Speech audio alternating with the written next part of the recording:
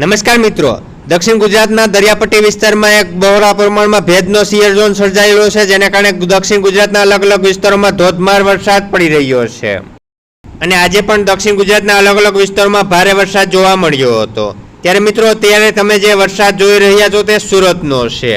મિત્રો, સુરતમાં ભારેથી ભારે વરસાદ પડી રહ્યો છે, જેને કારણે લોકોને હાલાકીનો સામનો કરવો પડી રહ્યો છે।